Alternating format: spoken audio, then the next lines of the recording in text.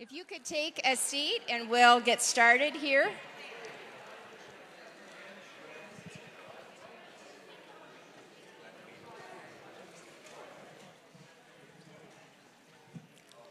So we wanted to say welcome to those of you that are here live in our Lake Forest campus and to those of you that are joining us online. And that online community keeps growing every month, which is really, really exciting. And it's so good as I walk around to see familiar faces. Is that me? Nope. All right. It's good to see some familiar faces. I hope you're beginning to feel comfortable and feel like this is, if you've been several times, that this is a place where you can relax and you can come whether you are feeling well. Some of you are feeling well today, and I'm so grateful for that. Some of you are not feeling quite as well, and you know, that makes me sad, but I'm so grateful that you have chosen to be here, whether you're feeling well, whether it's been a hard month. You know, a lot can happen in a month since we were last together. And the reality is some of you have been in a crisis, and some may have actually been in the hospital for a few days or a week. Some of you have had to see your doctor kind of on an emergency basis, and you've changed medication or adjusted your medication. Some of you have done really well in the last month, and you're feeling pretty pleased that there hasn't been a crisis. But we're just cognizant of the fact that this really is an up and down journey, and whether you're in the up phase or the more down phase or wherever you are, we're really, really glad that you're here. One of the things that we like to do is tell you things that are happening in the world of mental health, not just here at Saddleback, but in Orange County. And in Orange County, in just the last 2 weeks, the Board of Supervisors declared, I guess that's what they do, voted, they made it a rule, they did something like that, where Orange County is going to have its first community-wide suicide prevention initiative. And yes, that is worth celebrating. You might not know this, but there is something in California called the Millionaire's tax. And if you make over $1 million in California, you are taxed 1%. This has been law for many years now. And that 1% goes to fund something that's called the Mental Health, why did my mind just blank? Services Administration. Mine just blanked. And so that pays for a lot of the mental health care in California. And so the Board of Supervisors released some of that MHSA money that came to them for suicide prevention. So, you know, if you run into one of your supervisors in the supermarket or something, you know, say thank you or whatever. That's a joke. That's not going to happen. But we're really, really glad for that. And one of the folks who is a part of that initiative is our speaker today, and his name is Marshall Moncrief. And in a few minutes, Marshall will be sharing about dual diagnosis. Let me tell you about Marshall. He is the Regional Executive Director of the Institute for Mental Health and Wellness for Providence St. Joe's Healthcare in Southern California. He's a licensed therapist specializing in the treatment of addiction and psychiatric illness. He has served in various leadership roles in the St. Joseph and Hoag Health systems, as well as the public health sector, enhancing the accessibility and effectiveness of services for those struggling with mental health and substance use disorders. He currently serves on the Commission to End Homelessness for the County of Orange, and he is a co-founder of Bewell Orange County, a robust cross-sector coalition creating a model for tomorrow's system of mental health care and support. And you are going to love hearing from Marshall in a few minutes. But today we'll do as we typically do for those of you who are here in Lake Forest, and that is we'll have time for a speaker, we'll have time for you to share with each other at your tables, talk about your life, talk about the ups and downs, talk about the prayer requests, really just share whatever is going on your thoughts today. And we'll also hear a story from someone who knows this journey intimately. And her name is Kathleen Jones. Some of you have seen her. She's the director of our volunteers here during our Hope for Mental Health community every month. But let me just tell you a little bit about Kathleen. So I'm going to pray in a moment. We're going to have Kathleen. Then you're going to have some time around the table. Then you'll get a chance to hear Marshall, more time around the table, and some question and answer.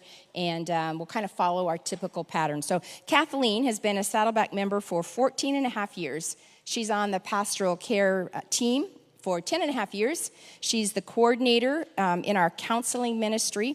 She is the leader of the Teenage Depression and Anxiety Support Group, and she graduated from seminary last year. And her words, I am totally in love with Jesus. I love that about Kathleen. So let me pray for us as we begin, and then we'll get started. Father, thank you for the way you have cared for us in this last month since we were here together. You, more than anyone, knows what that journey has been like for each one of us. And you know as we sit here today where we find ourselves, in a place of feeling well, in a place of not so well. And you know those, Lord, who are really kind of just hanging on by their fingernails to life and to hope. And I'm so grateful that each person is present here. And for those online, and I ask that the extension of love and care that is felt in this room will somehow make its way through to those online folks who also have had their own journeys in this past month of ups and downs, and some relapses, some doing better than they have. We're all in various stages on our journey toward wellness and toward that sense of well-being. God, the thing that is steady, the thing that never changes, that cannot be shaken, that cannot be taken away from us no matter what else we might lose or what we might gain, is the constancy of your love for us.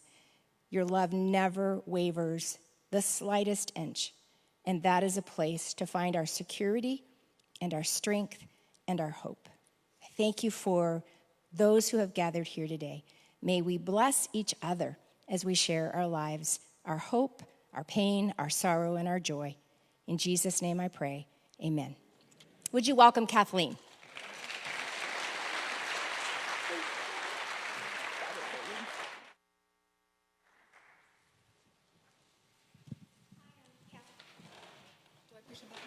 Hello? Oh, there we go. I'm a little nervous, so I'm just going to say that to get it out so that I will calm down right now. My name is Kathleen, and today I'd like to share some of my testimony with you. I grew up in a home with a dad who was very angry and a mom who was very controlling and critical. I had older siblings, but I was the youngest by 20 years. My mom used to tell me I wasn't like the other kids. She didn't know where I came from because I was too sensitive and had too many feelings. I never felt I was good enough. I first started drinking in the summer before my senior year. I got drunk the first time I drank. I didn't feel shy anymore. I was enough, and I was funny. I drank like an alcoholic from the get-go. I didn't drink every day then, but I was focused on the next party and when I could drink. I was married at 19 to a man my age who was very, very angry, controlling, and possessive. I didn't realize all of that until I was pregnant after 4 months of the marriage, and his abusive side came to light. The abuse I endured in my marriage was traumatic and unspeakable, and the alcohol kept me sane. After 4 years in this relationship, amidst a number of other significant losses, including the death of my dad, we separated. After my divorce, I had to endure the heart-wrenching process of a custody battle with my ex-husband, whom I feared and made the best decision I knew to make in my precious daughter's best interest. I signed over physical custody. I thought it would be better for her than living with a mom who kept changing jobs, changing where we lived, and who drank. I thought I would get my life together, and instead I started drinking more and doing cocaine almost every day. I wanted to die, but never followed through with an attempt.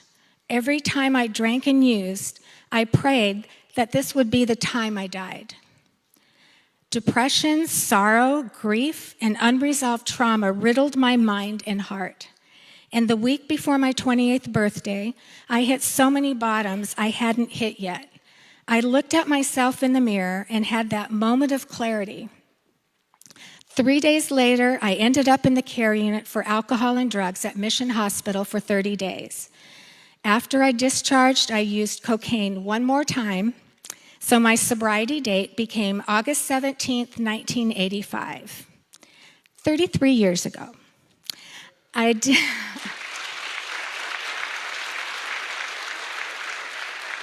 Thank you.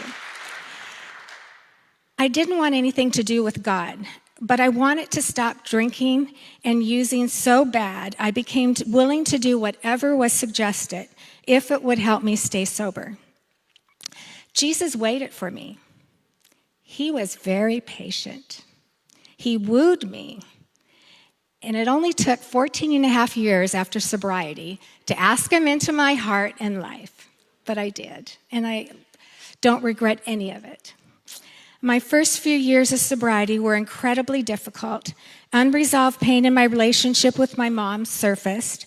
I was living with undiagnosed depression, and after my mom's passing and having to endure yet another broken marriage, I was nearly knocked off my feet once more. I was completely shattered. I went down the rabbit hole of depression. I was very afraid I was going to drink again. And if I drank, I knew without a doubt I would start using cocaine again too. In a moment of desperation, I hit another breaking point.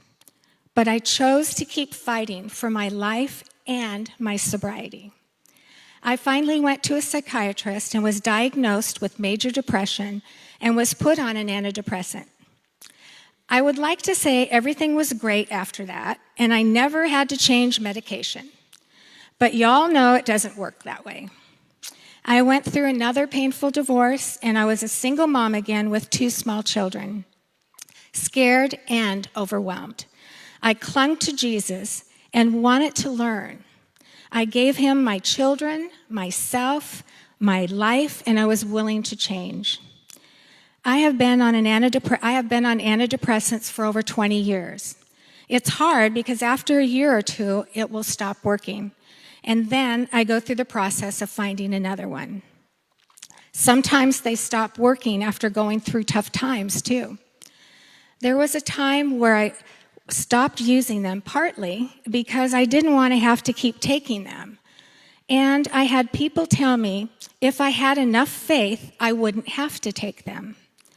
I felt that I was lacking faith because if only I believed more, I wouldn't need to take medication.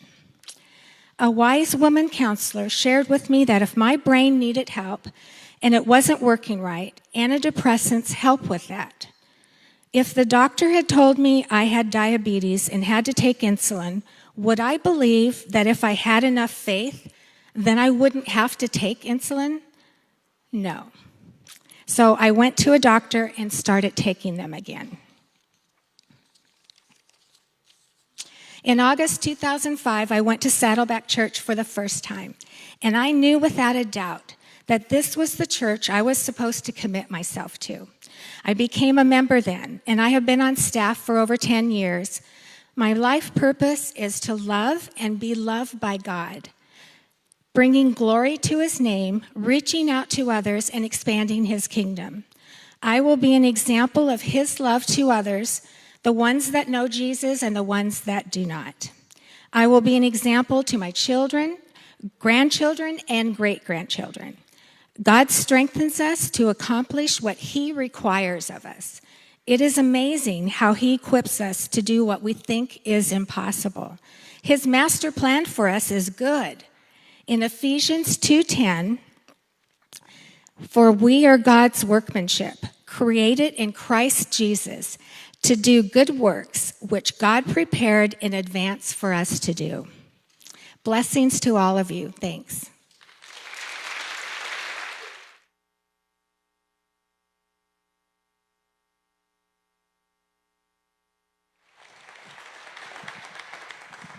Thank you so much, Kathleen. It's just beautiful hearing you share your story and the work that God's done. We're going to go ahead and transition now to a newer aspect that we've added to the community, and we're calling this our wellness tips. So if you want to go ahead and pull out the sheet that looks like this, it says relapse prevention planning on the top. So as you pull that out, we're going to just start by explaining a little bit. Some of you may have heard the word triggers and relapse before. But if not, we're just going to kind of go ahead and explain a little bit of what that is. And then the purpose of this is that sometime either later today or this week, you can kind of go through and fill it out, and it can be a part of what can help you in your wellness journey. So the first thing we're going to talk about is, what is a trigger? A trigger can be a person, place, situation, or really anything that can remind you of a past pain or trauma that can make you feel vulnerable in some way. Triggers can prompt old responses that can lead to a relapse. So you may be thinking, what's a relapse? Well, a relapse is a pattern of moving backwards after a period of improvement. You may have heard somebody maybe that drinks and they relapse and they start drinking again. So it's not necessarily always just one time, but it's a pattern of moving backwards and starting to drink again.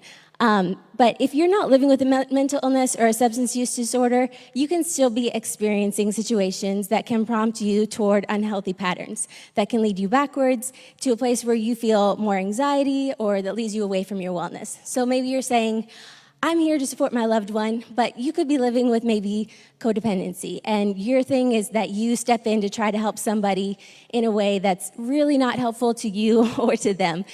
So a relapse for you might be, a pattern of moving into trying to overhelp and something like that. So it could be something triggers that feeling, and then you go in and you start trying to fix that other person in a way that's not helpful to them or to you. So this form can really be used for anyone, whether you're experiencing mental illness, a substance use disorder, or if you're supporting someone else. So basically, as you're looking through this sheet, the first thing that we want to encourage you to do is to identify what are some of the things that trigger you. If you were at church this weekend, Pastor Rick and Tom talked a little bit about some of these things, but they could be places, situations, they could be kind of like Kathleen said, if a medication stops working, that could be a trigger. If you're under stress, that could be a trigger. If you're in conflict in a relationship, or maybe a certain smell or taste or noise, that could be something that triggers you back to an unhealthy place.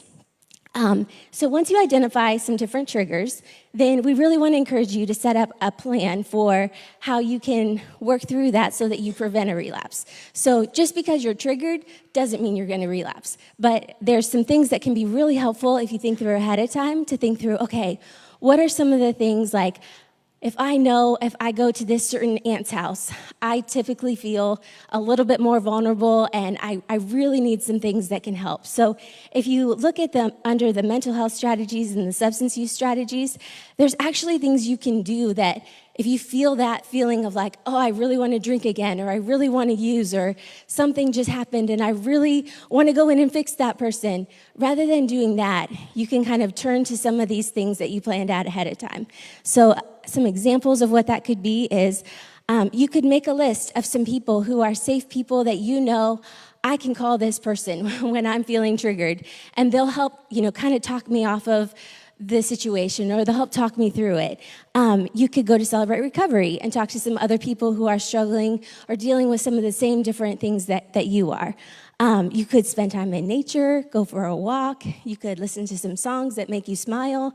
Not just songs you like, because some songs you like may not actually be helpful, but songs that make you smile can kind of snap you out of where you're at and just get you in a different mood. So those could be some, just some ideas as you're making your plan.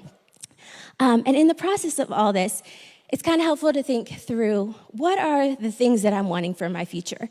Like, why do I not want to relapse? And you might think, well, that's kind of obvious. Nobody wants to relapse. But to really take time and think through, what is my goal? Like, do I want to, if I relapse, I may not be able to keep my job. If I relapse, I may lose my family. If I relapse, I'm letting go of my sobriety. So kind of thinking through, what are the things that I'm wanting for my future? I want a strong marriage. I want to keep my job. I want to be able to continue these things. And that can be a really good motivation to help work through whatever triggers are coming up. And then the last thing on the list is, you may have already worked this in once you fill out your plan, but the last thing on that list is to encourage you to think about how you can integrate your faith into your relapse prevention plan. And some ideas of that could be choosing a verse that really encourages you, that you can just think about over and over. Sometimes I've put a card in my wallet or on my dashboard in my car, and it'll just be a verse that I just read over and over and over, and that can kind of help me to be able to work through something, or talking with God, talking with somebody else in your small group, or somebody that you meet here at the community, could be a really great way to help integrate your faith into your relapse prevention plan as well.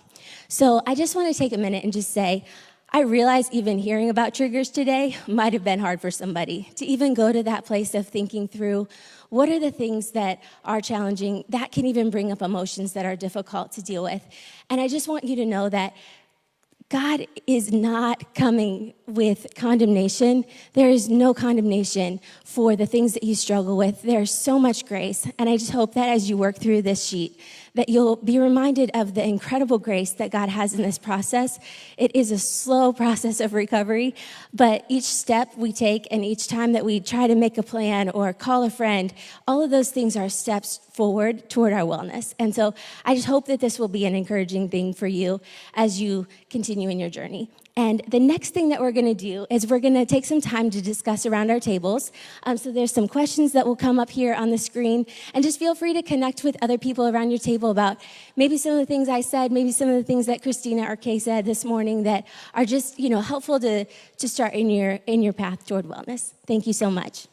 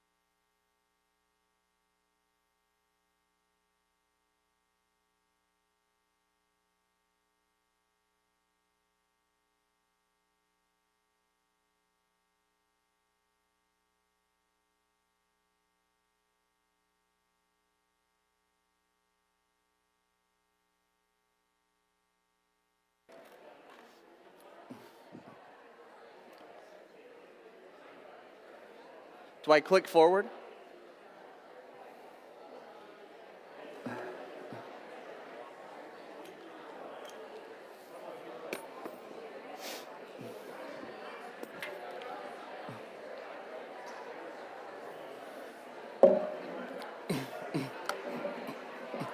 You guys ready? Terrific. We're going to get started here. Are you ready in the back? We're getting started. This is going to be a good talk today. I'm happy to be here with you today. Marshall. Marshall? You call me sheriff, it'll keep it a lot simpler. You showed up here again, drinking, in front of all these people? I can't believe this. I'm surprised you're surprised, frankly. I'm tired of the drinking. It's got to stop. You're going to stop now. I could stop if I wanted to, but I don't want to. You lift that bottle to your lips and you're done. I mean it.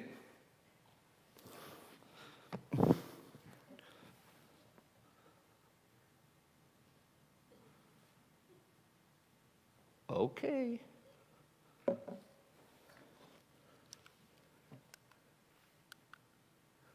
Let me see if this clicks.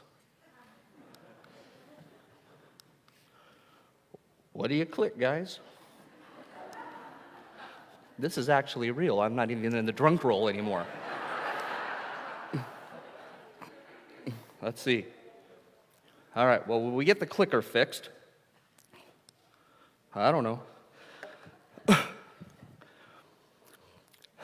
That little bit I borrowed from a colleague, brother at arms. His name's Kevin McCauley. He made a movie called Pleasure Unwoven.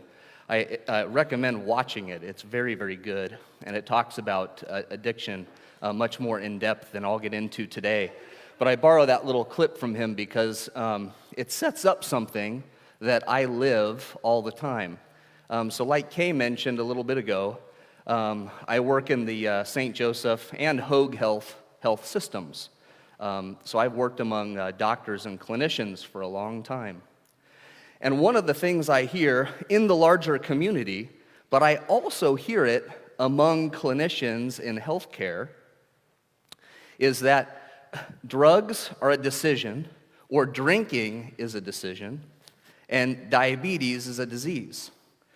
And those two things are juxtaposed because, for example, a lot of my ER docs, really wonderful people, work very, very hard every single day, get frustrated with the number of people that come in who are in need of help because of the substances that they're using.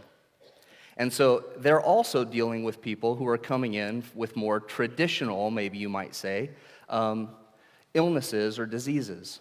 And so I actually hear those things juxtaposed all the time. Drugs are a decision, or drinking is a decision. Diabetes is a disease, Marshall. Let's get it straight. So that's their decision argument. One group of folks doesn't have a choice. The other group of folks does have a choice, and they're just choosing to do something obnoxious. And the fundamental thing, let me find my water, the fundamental thing underlying their position is that with a strong enough motivator, the drunk won't drink. So if I come in and I point the gun at Marshall and I tell him, you do that, you're done. And you saw, I was able to make a decision and put the bottle down. And so that could happen. With a strong enough motivator, the user won't use, or the drinker won't drink. They'll say, you can't scare a diabetic into adjusting his blood sugar. Change that blood sugar. Get that pancreas going. Can't do it. That's the root of that argument. And I hear it in healthcare all the time. So this question of disease or decision, I'm pointing down here, that's my little cheater, you guys. The disease or decision, I would frame it differently. It's not disease or decision. It's a disease of decision. It's a disease of the decision-making elements of my brain. That's what gets attacked by addiction. And that's what makes it so complicated. So there's a whole bunch of wiring in here and neurochemistry in here that are fundamental to my daily decisions, and that's exactly what gets compromised in addiction. The nature of the talk today is on dual diagnosis or co-occurring disorders. And so when we're talking about that, typically what we're talking about is a substance use disorder or an addiction of some kind that is co-occurring or in a dual relationship with a mental health disorder. That's typically what we're talking about. I'm leading this off talking about the addiction side because we tend to have less understanding as a community and less appreciation for the disease element of addiction. There's less patience with that side of things because there's less understanding.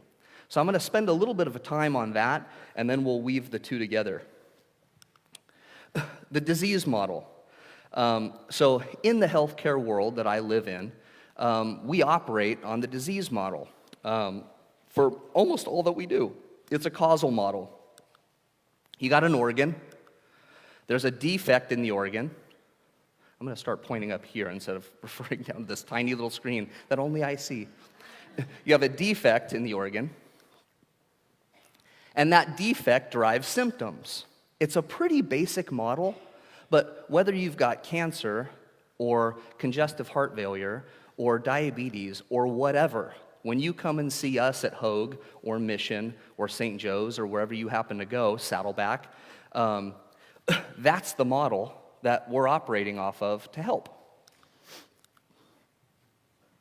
I ski really poorly, and my son is starting to ski now too. And so with all the snow up there right now, we've been actually going up quite a bit. And if you ever saw me ski, you could appreciate that this next little analogy is very likely, actually. So I'm skiing, and I fall, and there's a whole bunch of pain in my leg, and I'm yelping out, and you guys are there with me, and you see this kind of deformity in my leg. We take a closer look, and we realize that it's my femur. That's what's deformed. There's something happened to it. And then we're able to take an x-ray, and we realize that the femur's fractured. Ouch! That's the disease model. It's that simple. There are some symptoms. There's a part of the body, an organ, in this case the femur, and it's fractured. And that allows us to then go and intervene and figure out how do you mend that, how does it heal right? And that guides our intervention to treatment. Or what we know now is, in the case of some, you got the pancreas, it's not driving enough insulin, insufficient, and if there's no intervention on that, you're going to have a whole set of symptoms that are really problematic. And that is called diabetes. Pretty simple and pretty simple model, right? So the disease model. Organ defect symptoms. In addiction, we weren't sure for a really long time what the heck was going on. Was it the brain? Is it the liver? What is that? Not sure. And so the only thing that we were observant of was bad behavior. The manifest behavior coming from the substance use, like Marshall showing up drunk to a big talk like this. Man, how inconsiderate, how awful, terrible to do something like that. And the behaviors run from rude, insensitive, obnoxious, like me showing up drunk to talk to all of you, to criminal, to deadly. Runs the whole range. But without any model to guide our understanding of what that is. It's just bad behavior. And so we've had a solution to that bad behavior, and the solution is handcuffs. That's how we've dealt with addiction in this country largely. And by the way, any of the stuff that I'm talking about, as we get deeper into understanding of what addiction is and substance use disorders, it doesn't excuse the behavior. It just helps us understand it so that we can intervene more effectively. So one of my young son's closest friends, he is a type 1 diabetic. And when he comes over to the birthday parties, it's his responsibility, little Max, has to manage why he isn't eating 5 plates of cake like the rest of the kids are, right? He has a disease and he's learning how to manage it with the help of his family. So it's the same thing. There's still a responsibility on the part of the person that carries the illness. All the stuff I'm saying isn't to just dismiss that, but it's more complicated than bad behavior. And we have some insights now into what drives some of this stuff. In fact, the insights go back a long way back, 1950s, Olds and Milner. I don't know how many of you guys have heard of Olds and Milner. If any of you guys are taking psych courses, you might have been introduced to them. But they got started in this understanding of addiction as a brain disease a long time ago, but it's taken a while for all of that to catch up. So, Olds and Milner had a bunch of rodents, and they were messing around with the midbrain. I keep doing this because when I think about the brain science of all this stuff, I think about the prefrontal cortex, the part that is allowing me to talk with you right now and make decisions. It's the intelligent thing that makes us human. I'm thinking about the midbrain, and then the kind of primal, you've heard reptilian brain, and then I'm thinking about the spinal cord and how all that interacts with the body. So all of that stuff is kind of in my mind's eye. And so Olds and Milner had some rodents, and they were messing around with what motivates animals to do things. And they had these little electrodes hooked up to the midbrain. And they found that when they activated that electrode in the midbrain of these rodents, they could get rodents to do all sorts of stuff. It was kind of fascinating. And then they found out another fascinating thing, that with certain drugs, like cocaine, and we heard a story this morning of the way that can catch a stronghold on the brain and a human life, or an animal life, we're about to learn. With cocaine, it would activate receptors in that same midbrain, the same area where they were activating previously with electrodes, and drive some of this same really powerful behavior.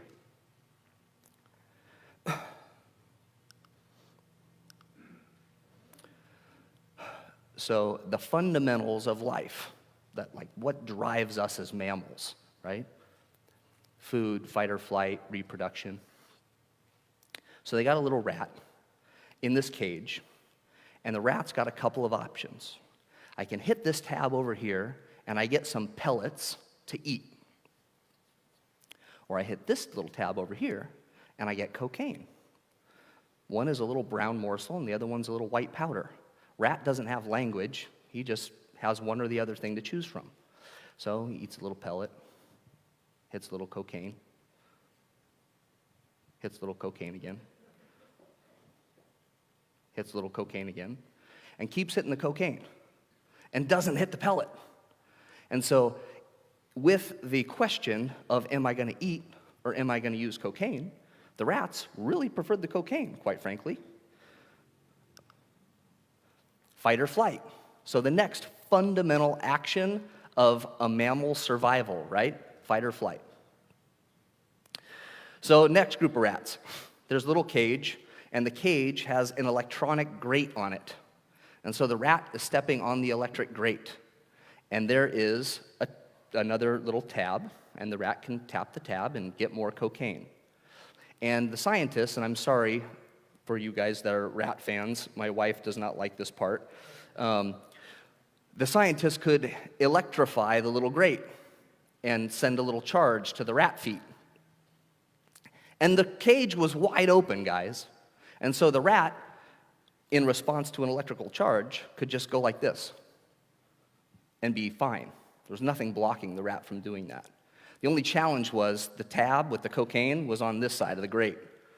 So the rat would stand on the grate to get the cocaine, and the electricity would go up, and the rat would go, and give more cocaine. The electricity would go up, and more cocaine. And the rat would choose cocaine to its detriment on the electric grade. That was pretty strong. One of the few things stronger than that is reproduction for that rat. As a human male, I can say, for the majority of us, we are hardly more evolved than rats.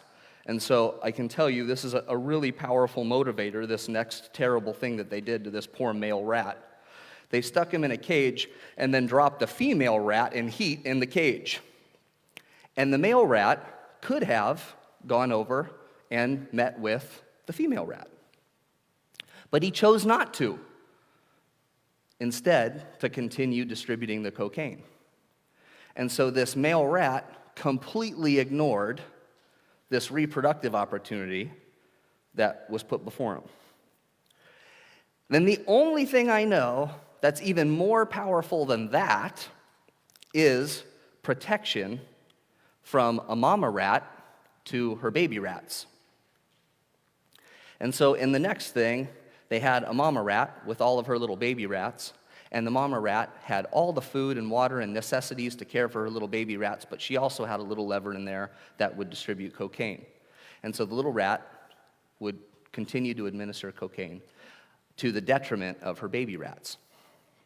So really, really powerful stuff where this substance is driving behavior in these rats that override every single fundamental thing that keeps a mammal alive and thriving. Starvation. The solution to it was drugs. Relieving pain. The solution to it was drugs. That's really, really compelling.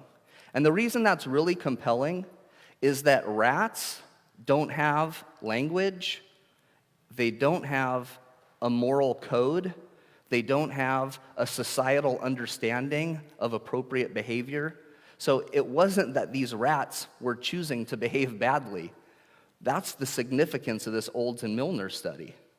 The rats were just doing what their wiring was driving them to do, and the way in which these chemicals were overriding that wiring and driving new, very powerful behavior.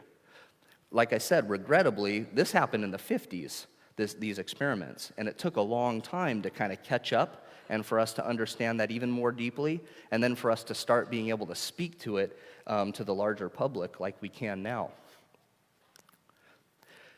Part of the reason we're able to speak to it with more clarity now than we have been before is discoveries in neuroscience.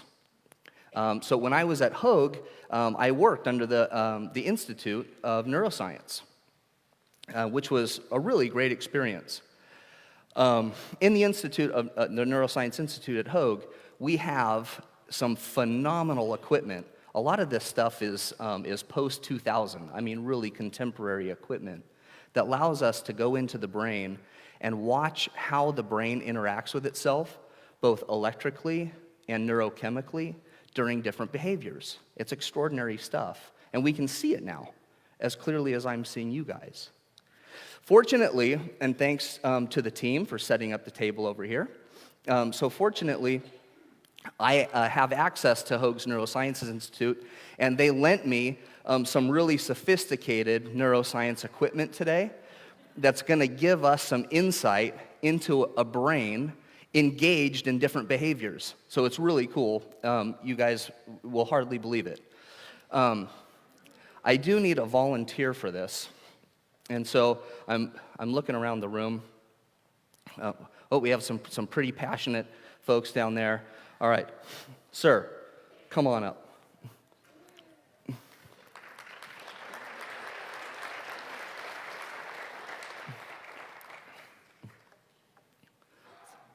Thank you, brave soul.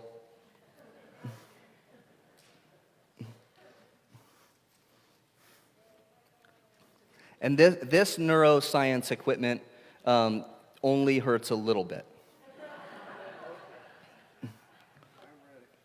What's your name? Michael. Marshall. Nice to meet you, Michael. Okay, so come on over here, Michael. All right, brave Michael. The first thing we want Michael to do is to engage in a really basic human behavior. He probably already did it today, and most of you probably did too, and that's eating, okay? So, we've got some fresh, organic broccoli selected this morning from Sprouts, okay?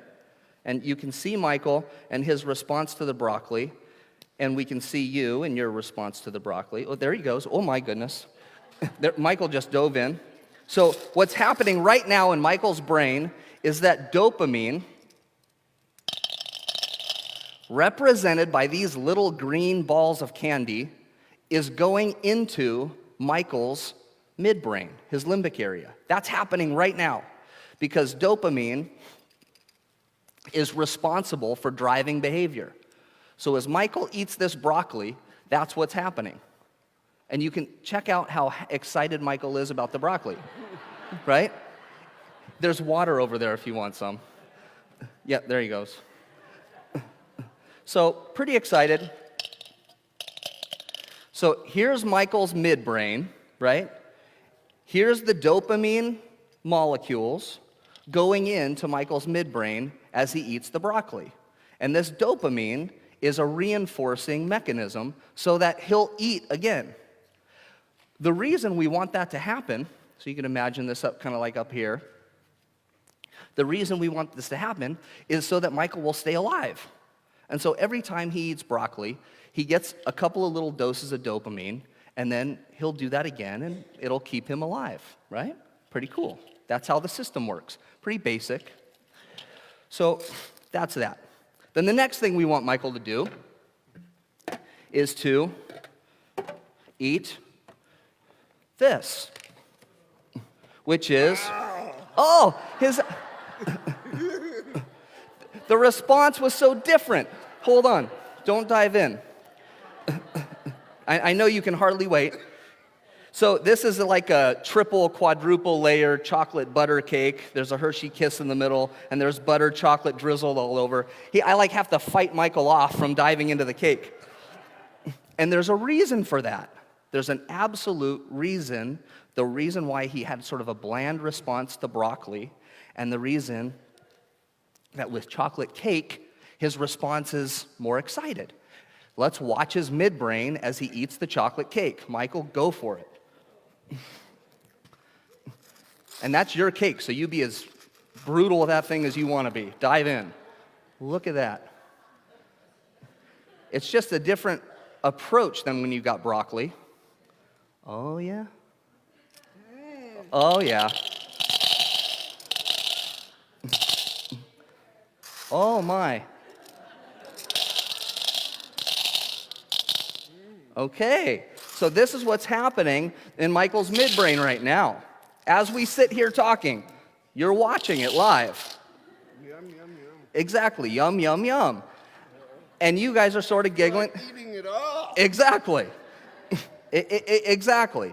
And that's because this is a reinforcer when he eats chocolate cake, okay? The reason is that midbrain is not thinking about Michael in the long run. It's thinking about Michael's survival for the next couple of seconds. Seriously, that's what the midbrain is responsible for, okay? It's the prefrontal cortex that is thinking about, well, if I ate chocolate cake every day, I'd probably get diabetes, I'd get sick, I'd have to go to the doctor, I wouldn't be able to wear my bikini this summer. And so that's that part. The midbrain is thinking about what's going to keep me alive for the next few seconds. Chocolate cake. Yes, it will. It's absolutely right, chocolate cake will keep you alive, because if you had to stay alive on something, either broccoli or chocolate cake, the fat and the sugar and all the wonderful, beautiful junk in that chocolate cake actually has higher calorie that's going to keep you alive longer. And so there is a real biologically rooted reason that more dopamine drops in Michael's brain on chocolate cake than broccoli. It's not because Michael or any of us are irresponsible. It's because we're wired to respond to what's going to keep us alive more, what's going to promote us to the next few seconds. It's the evolution of the intelligent part of the brain that allows us as human beings to understand consequences long term and make healthier behaviors and make decisions, okay? So then the next thing. Now, fortunately, it's okay. It's okay. It's okay. I know it. I know it. It's okay, Michael. My wife has promised, I've had to promise her that this part of the presentation is all PG. And so we're going to imagine a scenario down the road, and Michael's married and in love, and the kids are away at the babysitter, and they have a romantic evening, and Michael has a nice night. And this is what the midbrain looks like when that happens.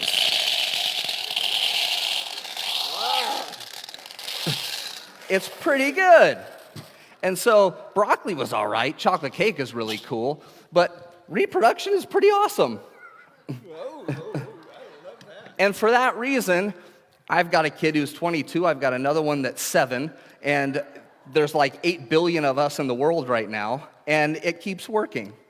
And so it's a good system. And it's driven by this. This is a major player in why all of us are sitting here today. It's indeed. Indeed. And so that's how this mechanism works. Next one. This is our last one. And this one we're going to do right here. So, we watched Michael's midbrain and the dopaminergic response to these different activities. If Michael got a hold of Oxycontins that I distribute from my hospital all the time, or fentanyl, which I distribute from my hospital all the time, or heroin, or any of the other stuff that is killing our kids, this is what the dopaminergic response looks like. And it's about that fast.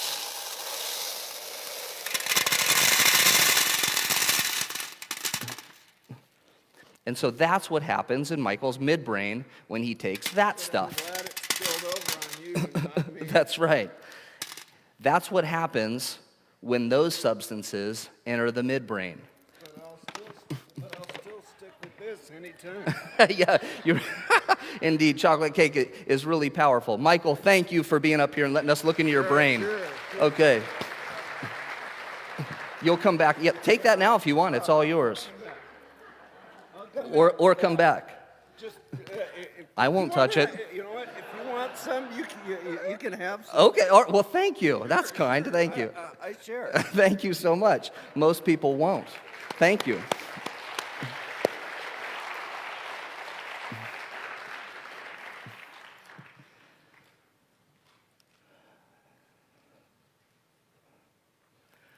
So that's kind of playful and fun, and it's also real.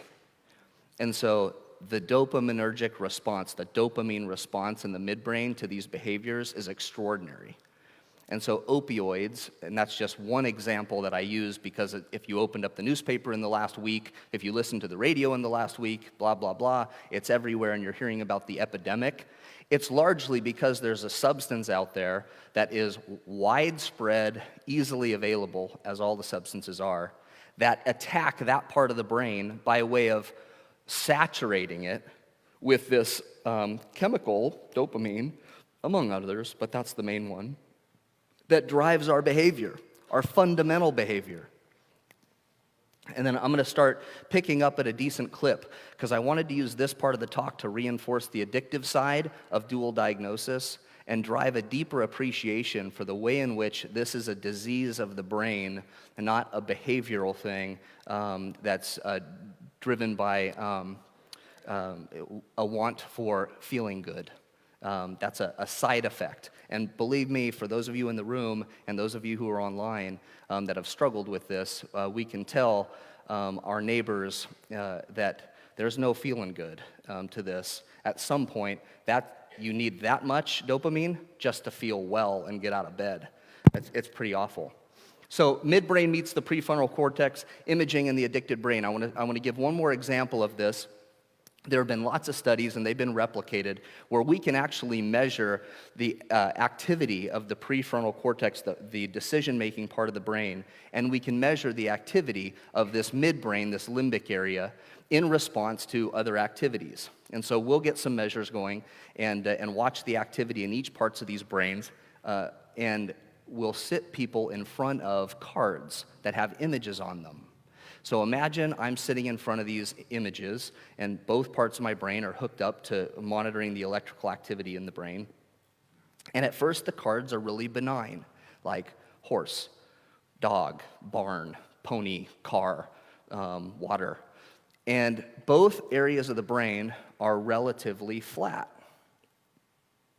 For people that have been addicted to substances, as those images get spliced in, and we're talking like points of a second, fractions of a second. And so toy, barn, donkey, cocaine, all of a sudden, at 0.3 of a second, my midbrain flares up, absolutely active and ready to take action. The prefrontal cortex, the intelligent part of the brain, is asleep at the wheel. Doesn't know it saw anything. Keep going, car, wagon, beach ball, whatever, lighter. The midbrain lights up on fire. It's ready for action. It saw something familiar that drives dopamine. Let's go. The prefrontal cortex, totally asleep at the wheel, doesn't know it saw anything. And so the point of that is that this midbrain that's responsible for keeping us alive, it's going to drive me to eat. It's going to drive me to flee or fight and protect myself. It's going to drive me to have kids and move the species forward. It gets commandeered by this process, and so I think, not consciously, the midbrain thinks, this is fundamental to our survival. These substances are not substances for partying or for whatever it is. These things are fundamental to survival, and that midbrain is awake and alert and ready to take action before the intelligent part of you even knows what's happening. So I've been in substance use treatment for a long time, all mental health treatment, but I've really focused in substance use for some time. And in working with people that are struggling with addictions, oftentimes you'll hear them talk about, man, it's like we got this angel and this devil. One's on one shoulder and the other's on the other. You know, think of those cartoons.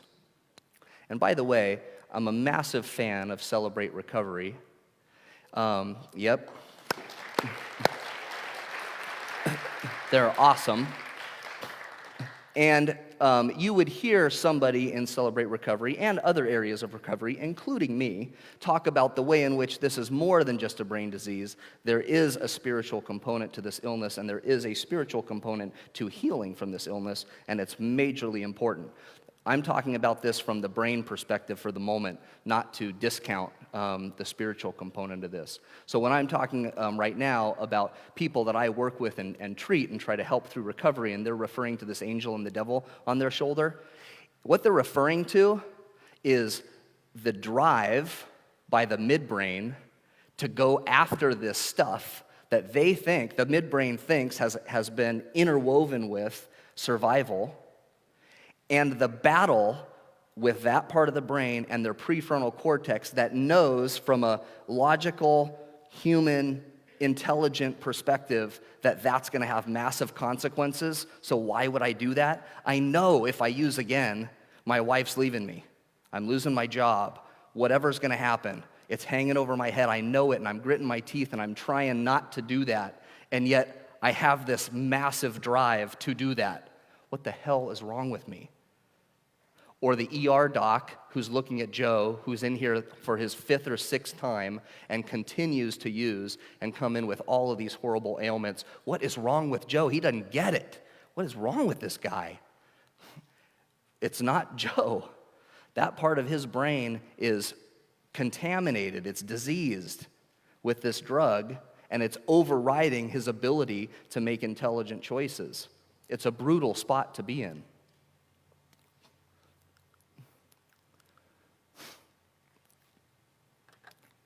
So again, from my friend Kevin McCauley and the movie, I'm here drinking.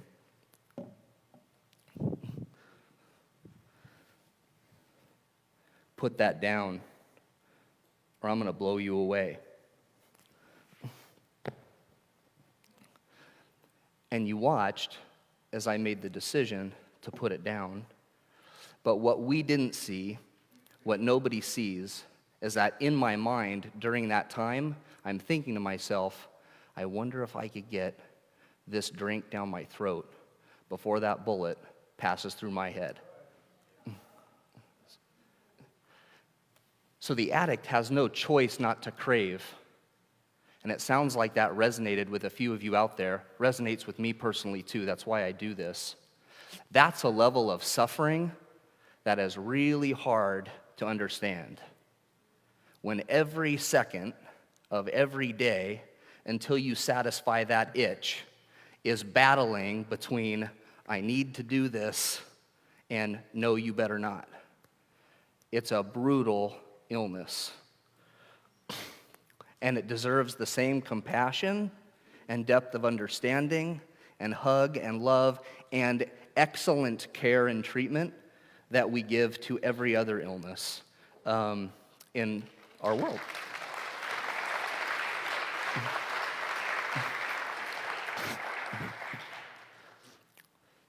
So do check out that film, Pleasure Unwoven. I think Kevin does just a beautiful job of going more in depth on some of these things than I'm able to with you today. So 192 Americans die every day. There's more people that die from overdose right now than car crashes or gun violence. Massive epidemic, and it's driven by the brain processes that I just described, as well as other socio-political challenges. For example, there's enough opioids produced in this country for every single adult to have a 30-day supply. We eat more opioid narcotic medicine in this country than any other country on the planet. In fact, oxycodone, I think it's that one, I might be misspeaking, we eat 99% of that, of the world's available market of that. 22 million people addicted each year. 90% of them don't receive treatment. So not only do we have this really challenging, hard to understand, painful illness, we've got a treatment model that's only hitting 10% of those people struggling. That's not good enough.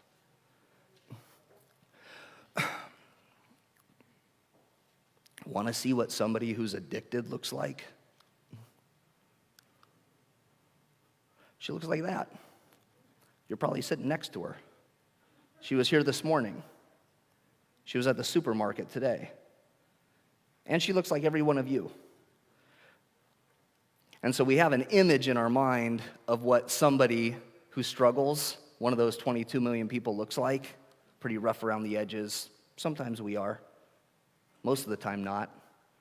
Most of the time we're human beings, just like you guys, who have a disease, just like other people.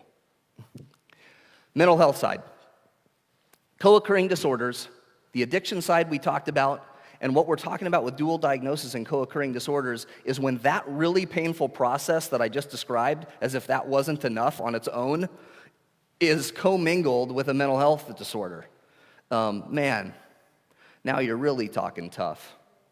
And the two interplay, both feed and are fed by one another in a really challenging way.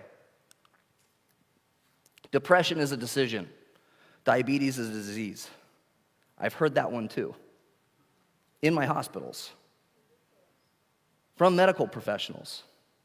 The reason I bring it up is not to beat the medical professionals over the head. These are my friends, very well-trained, wonderful people who work every day of their lives to try to help and save people. The reason I highlight it like that is to show the level of misunderstanding and lack of education that we have across the board. And when there's that level of misunderstanding or lack of education in that environment, it shows how long a way we have to go. So this is a really wonderful thing to be here with you guys today, because this is how we start, is by talking with one another and learning with one another so we can deal with this differently. Strong enough motivator, the depressed person will snap out of it. Pull yourself up, get out of bed, go do, get out. I treat a lot of depression and a lot of bipolar, and a lot of anxiety, and a lot of everything else. It's also something that I know very personally. And we use the term depression really casually in this society. How you doing today, Joe? I'm depressed. Got that bill, or I got a ticket, cop yesterday.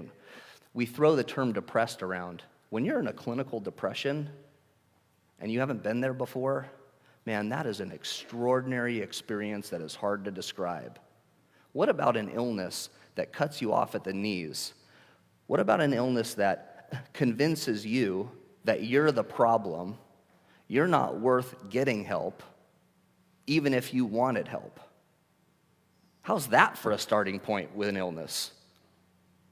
It's excruciating. Snap out of it. We have a lack of understanding of what that illness really is. So it's the same thing that we apply to addiction. Can't scare a diabetic into adjusting the blood sugar. Marshall, can't scare a diabetic into that. But strong enough motivator, you can get the depressed person out of bed and working. Yeah, but we don't know what's going on in their brain, and we don't know what's going on with their thought process. Just like the alcoholic, and you got some insight into his thought process, it's the same thing with the depressed person. So we talked about dopamine. We haven't talked about serotonin. Both of those things are involved with addiction and with mental health disorders. I'm giving super high-level stuff. There's a whole bunch of other stuff neurochemically involved, but let's keep to the two simple ones. So that's involved with addiction, and that's involved with depression and other mental health disorders. And the medicines used to treat depression and other mental health disorders are oftentimes in combination messing with that. But I'll tell you what, if I'm depressed, so I'm cut off at the knees, I'm not even worth getting better. That's how that works. And there's the option of I can make an appointment with a psychiatrist. Oh, it's only 6 weeks out? Okay. And then I get to the psychiatrist. He spends about 5 minutes with me to give me a medication that I've never heard of that he says in 2 weeks will start working. So I'm about 8 weeks out from feeling good. Or, that's a no-brainer. You can have the meds and the appointment. I'm going to take care of this right now because it's immediate. And it works. The problem is, it works like credit. So I feel good, but then tomorrow, if I was feeling bad here, and I drink or use and it gives me a nudge, then tomorrow I'm down here. Right? There's an interest rate on that feel good that's really bad. So boom, I nudge up, but now I'm down here. Worse now than I was yesterday. So do I need more of that stuff? You bet. So boom, boom. Now I really need it. And in fact, I need more. Boom, boom. See where this thing's going? And so I need more and more just to get okay. And the more that it wears off, the more I drop down. And so the problem is it's an ultimately ineffective solution. So we can have massive amounts of compassion and appreciation for the person who's struggling with a mental health disorder that reaches out to a substance for relief. Sometimes they're aware they're reaching out for relief, sometimes they're not. But you could have a massive amount of compassion for that because it works. The only reason we have to help is because it doesn't ultimately work. It's a false solution that fails us in the end. That's the problem with it, because it creates a negative cycle. 1.5 have a mental illness in a given year. Depression is the first cause of disability. 60% of adults with mental illness don't receive treatment. Not very good, just like addiction. And I've only got a few minutes left, so I'm going to start clipping through pretty quick. That's what somebody with depression looks like. Not always depressed, and they look like somebody who could have been here. Here's a kid with a mental health disorder. Also, somebody who you could have seen here this morning. Whoop, sorry. So for youth mental health, real quick, 20% of youth have a mental health disorder. This one's really, really startling. 50% of all lifetime cases of mental illness start by age 14, 75% by age 24, and then the next piece really underscores our challenge, 8 to 10 years before that's intervened on for the first time. And so no wonder we've got people in Orange County between the ages of 18 to 25 that are picking up tons of this and tons of pills, and they're dropping right by us every day in the most brutal way, because that's not getting addressed, and they're finding the solution. They just don't understand that the solution is a false one, and it's failing them, and it's gonna fail them.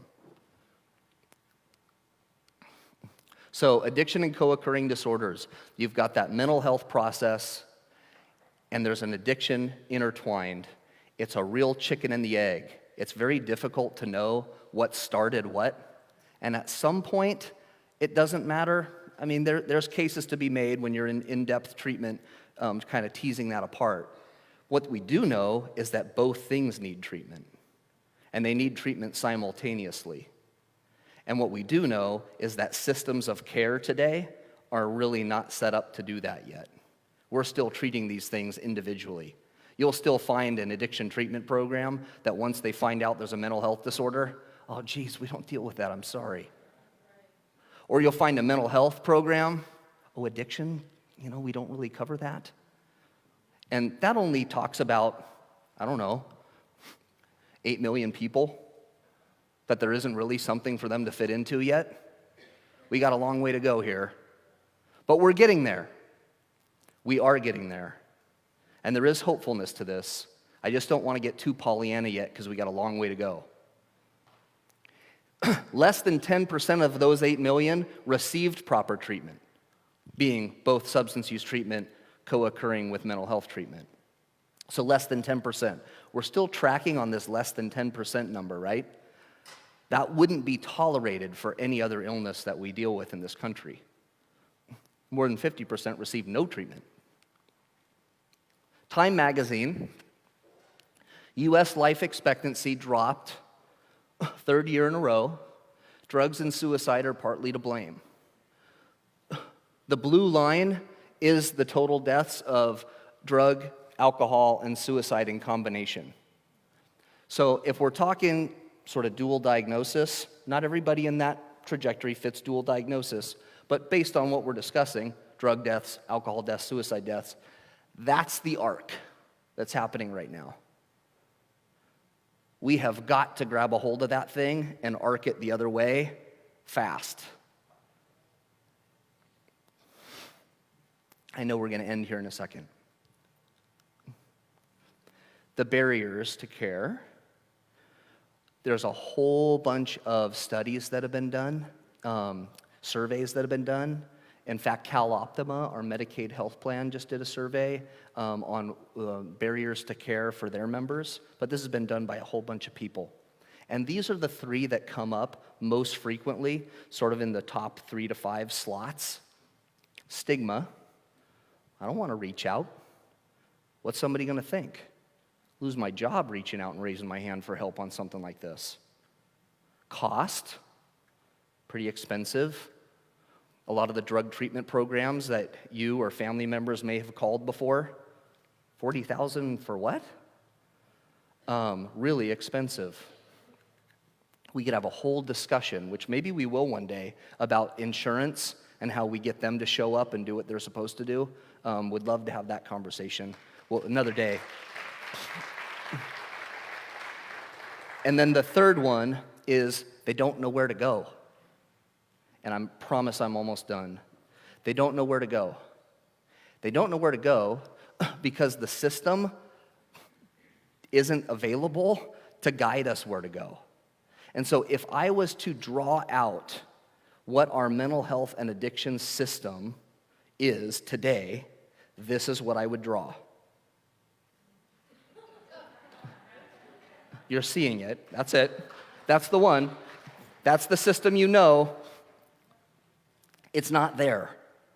There's a whole bunch of really great people, I promise you, doing really, really good things in this area of dual diagnosis, addiction, mental health. The challenge is they haven't yet been coordinated into a cohesive system that you or I could navigate to save our lives. And so we are helping them with that. A lot of us, the we is a lot of us in Orange County, and there is and will be a system of care coming where you will be able to find the right care at the right time in a frictionless, easy to access way. That's coming. And there's a whole lot of us that are hell-bent to make that happen. This is, I'm gonna end on this thing here in a sec. This is the way we see mental health and substance use. It drifts around, impacting all these areas of our community. And so the way that we're designing that system is by taking all those pieces, all those sectors, faith community, led in many ways by the church you're sitting in now in Kay Warren, so thank you. And the academic community is showing up, the hospital community is showing up, the public sector is showing up, and we're taking all of those disparate pieces and we're putting it into a more intentional, connected group of people that are saying, I'm willing to do things differently than I have in the past in order to partner with you and make sure that we create a system of care that's available for dual diagnosis, whether you have one thing or the other or both. There's going to be a system, and we're going to create it together.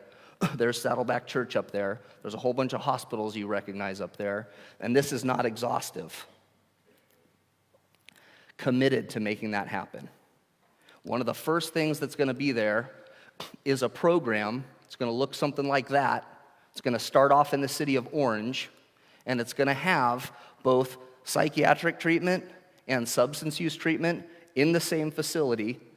And on the back end of it, it doesn't matter if you show up and your alcoholism is at the forefront or your bipolar is at the forefront, and it doesn't matter what insurance card you have in your back pocket or if you don't have one at all, come in.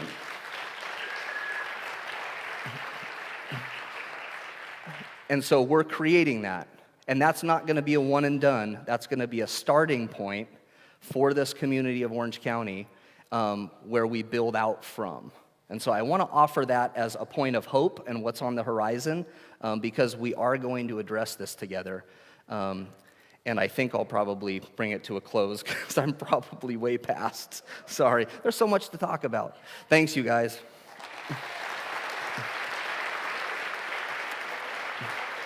Oh. So I was told that at this point, we're going to shift into tabletop discussion for a little bit. And during your tabletop discussion, if there's questions you guys have, write those down and we'll collect them. And after that tabletop discussion and you're able to jot down some questions, we'll address those up here. So thanks.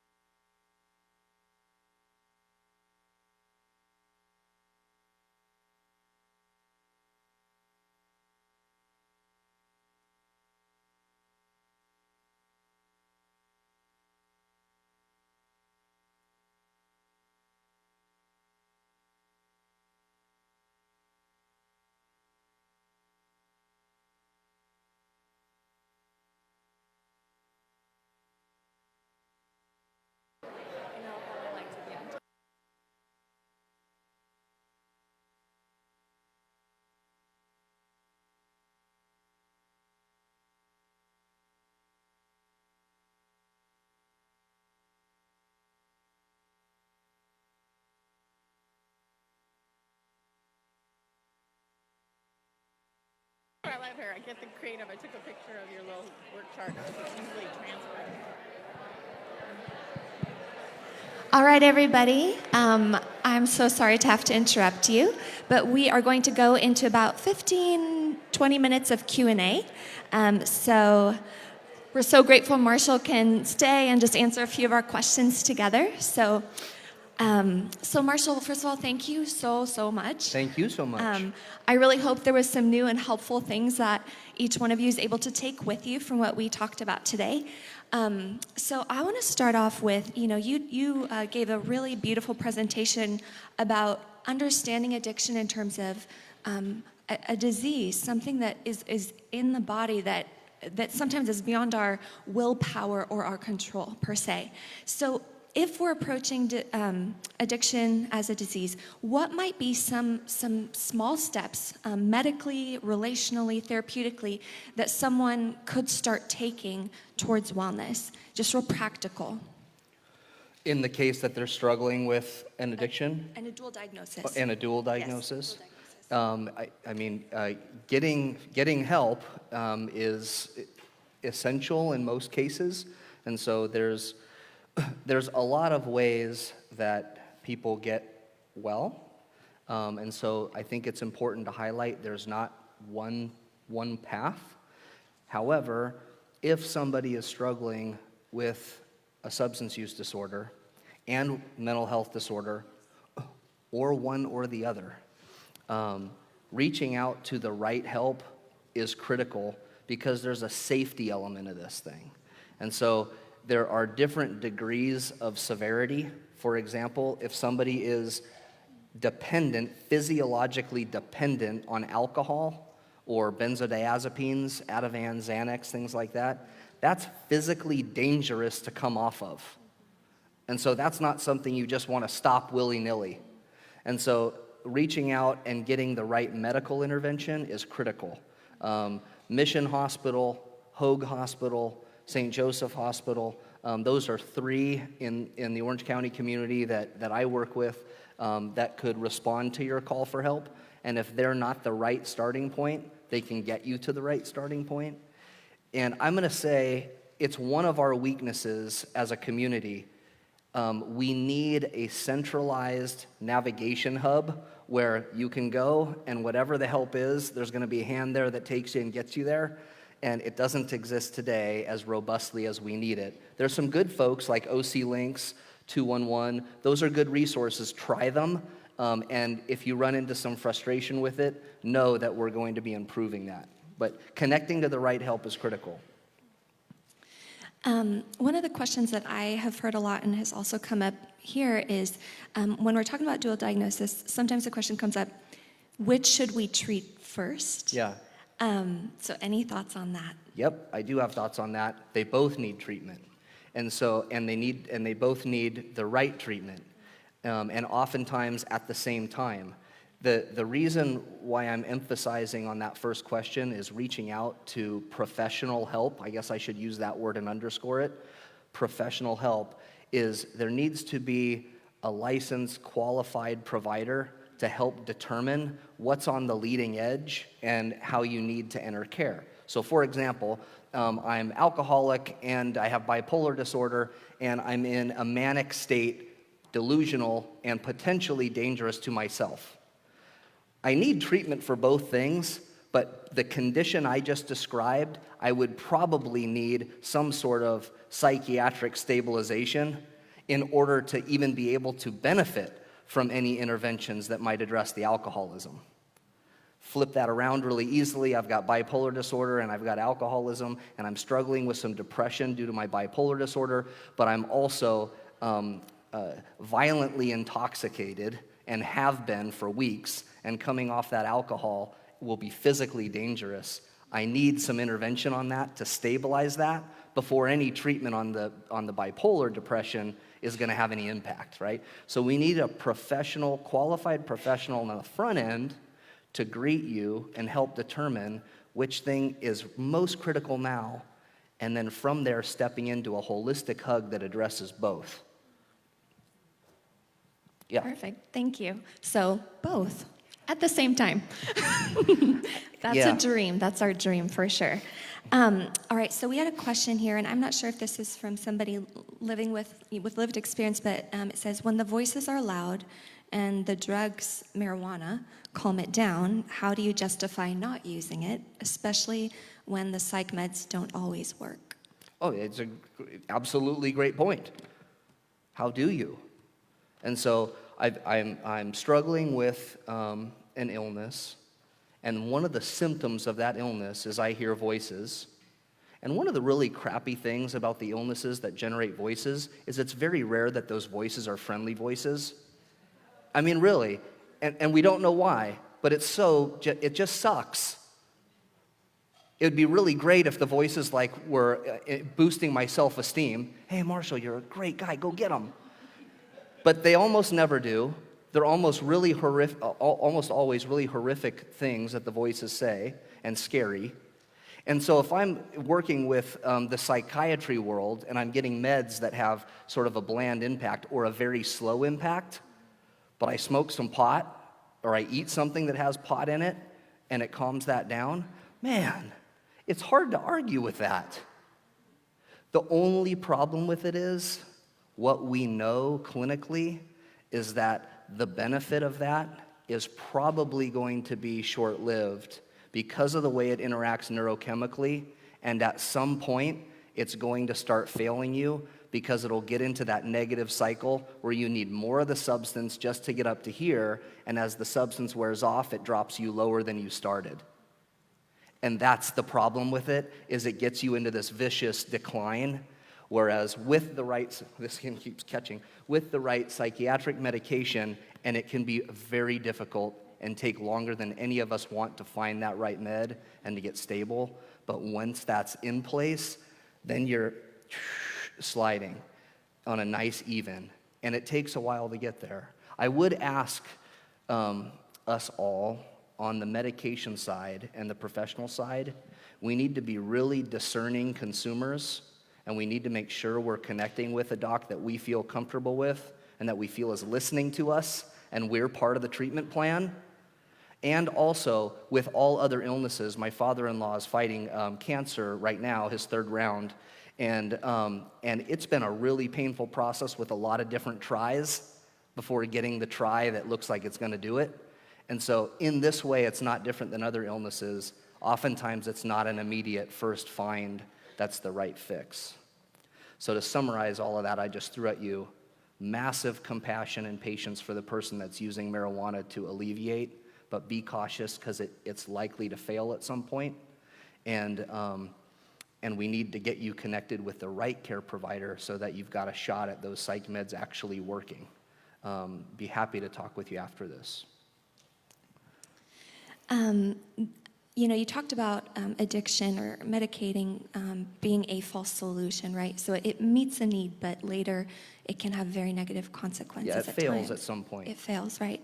And so you didn't talk about this today, but a lot of times when we're talking about recovery, we talk about the stages of change. Yeah. And, pre-contemplation, contemplation, and so on.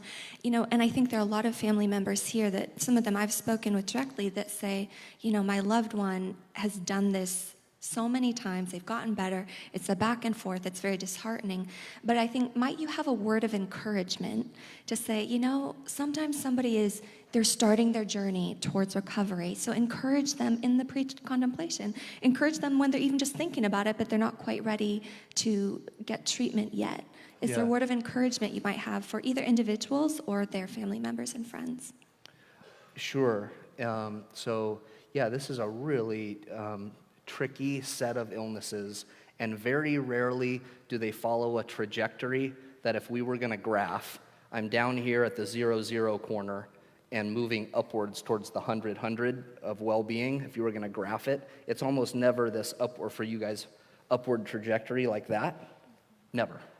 It's, then I slide down, make a little progress, I slide back, make a little progress, I slide down, and that's the way this thing progresses. And so I get phone calls every single day. I haven't got one yet today, but I will before the day's over, from family members looking for care for a loved one. And in every single one of those conversations, The most important thing for me by the end of that conversation is that the family hears how important it is for them to connect to their own care and to help them connect to that care. Because this is a really confounding set of illnesses, and the recovery process can be as confounding too as the illness itself. And so for the family member to be connected with support that helps guide you and position you to endure that and be best positioned for your loved one through that unpredictable process is really critical. In most cases, what comes naturally to us as a loved one can actually be detrimental to the process. It's crummy that way. You'll hear that theme a lot as I'm talking, that these illnesses are tough because they're not like other things. With cancer, we wrap hugs around each other. With cancer, the person struggling is the first one to raise their hand and go, I need help.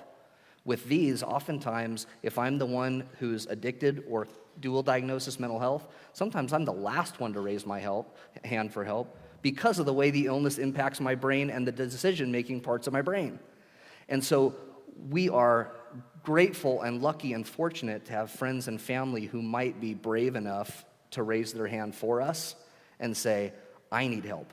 Marshall's not doing a darn thing about his illness, but I need help for myself so that I'm okay as he goes through his own journey. And so getting the family connected to help is critical no matter what the loved one's going to do or not do. That's a whole nother great topic, in fact, is the loved one side of this equation.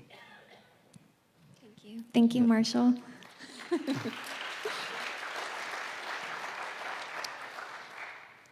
So I believe this may be a question from a mother or father, but there's a question about treatment for kids and youth, and that it seems as though there may be very lacking treatment for, especially maybe right around the 18. You know, they're an adult, so they may be too young to be in a treatment facility. Any thoughts on where youth might find help? So with kids, that's really tricky. Kids need specialized treatment that's geared for pediatrics or youth because it's very rare that the child is independent of the parents or the family or some caregiver of some kind. And so that's really critical that the treatment is geared for kids.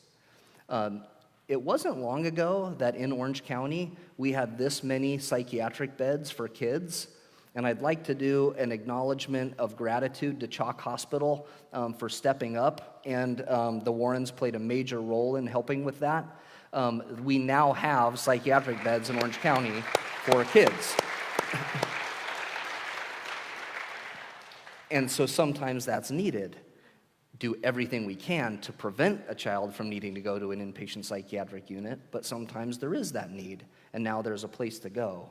And so I guess the question is around pediatric care, and the answer is yes, it needs to be pediatric specialized. It can be difficult to find, I realize.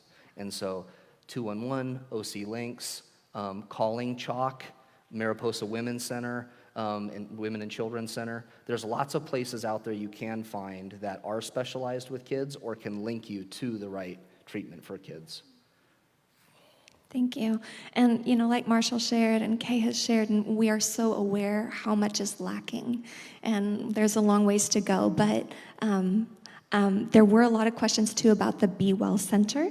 So if we can close, just a lot of people are asking about timeline. So, like, I think we have people that would be very interested, either for themselves or loved ones. So any closing thoughts on the Bewell Center? Yeah, so let me set that in context. So Bewell, Orange County, is not a place. No, that's okay. It's good. That Bewell, Orange County is a movement. It's an initiative. It's an energy that is unifying a community across sectors, public and private, academic and faith communities coming together to say, we are going to build an intentional system of care that meets the needs of Orange County better than it does today, whether it's kid or adult. And so that's what Bewell Orange County is. There's many channels of activity within Bewell, Orange County. One channel of activity is that facility that I shared with you, which the first one will be in the city of Orange, kind of by Anaheim Stadium. And construction will begin this summer of 2019, and construction will end in 2020, probably at the end of summer, early fall.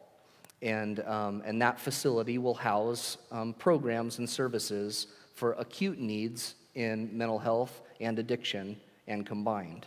So dual diagnosis for sure. And so that's the timeline on that facility. So think opening to receive people and families for care in late summer 2020. And that will be the first of what aims to be several in Orange County. We'd like to see 3 of them, maybe even 4. And that doesn't mean it's done and what we need is 3 or 4 facilities and then we're all good in Orange County. We mentioned the facilities because there's a lack of facilities today where no matter what insurance card you've got, and no matter if you've got mental health or addiction, you could walk in. So we need that. And then from that, all of these other efforts are going to spoke out from there.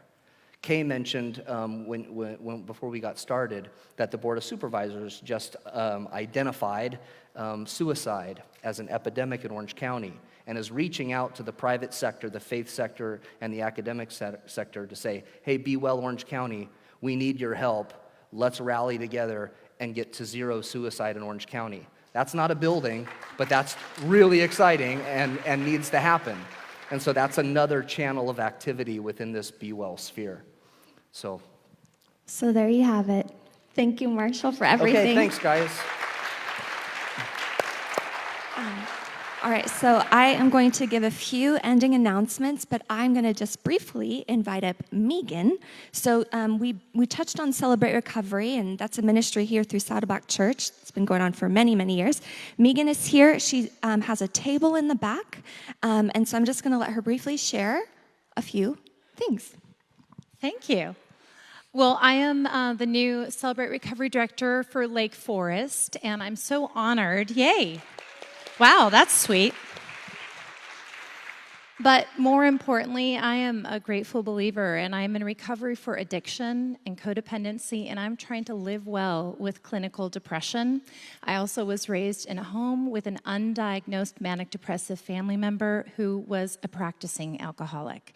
So dual diagnosis is so personal to me and so tender to me, and we just want to, as a community, Celebrate Recovery, let you know that our particular program is designed to complement all of our pathways and journeys to freedom and wellness. And so for those of us that might be struggling with an addiction that's a chemical addiction, for those of us who have family members that we feel completely powerless over their addiction or their own struggle with mental health issues, that Celebrate Recovery is a program that is here to bring support to communities for those individuals. For us, we're struggling and we need to know that there is freedom because it is for freedom that Jesus has set us free. So there's many of us from Celebrate Recovery here today, and we have a table back there. If any of you have any questions about this program or how we can be of service to you, we would love to do that. So thanks for having us. Thank you, Megan. All right, so I will wrap this up quickly. Our next gathering, or Hope for Mental Health Community Meeting, is Sunday, April 28th, and it will actually be our 1-year anniversary of hosting these events, so that's fun. Also, if you're interested in volunteering, Kathleen, who graciously shared her story with us today, will be in the back, and you can also email her, or talk to Kathleen, or email us, mentalhealth@saddleback.com. And also, if you have a story, either a testimony of your own journey or even something that you have gained in your time here in these past gatherings together, please feel free to email us. We love hearing from you. And then we also have our prayer team in the back. So next to the Celebrate Recovery table, we have some of our wonderful prayer ministers who will be here after the event. They would love to meet and talk and pray with you. So I would just like to close us with a brief prayer of blessing. So, Lord, I just thank you for your faithfulness, your kindness, your gentleness, that you're with us in every season, no matter how dark or how joyful. And Lord, I ask that you would just walk with each one out of this place today, that you would give them encouragement for what they need, strength for what they need, and hope. And I just pray the Lord bless you and keep you. The Lord make his face to shine upon you and be gracious to you. The Lord turn his face toward you and give you his peace. In Jesus' name, amen. Thank you.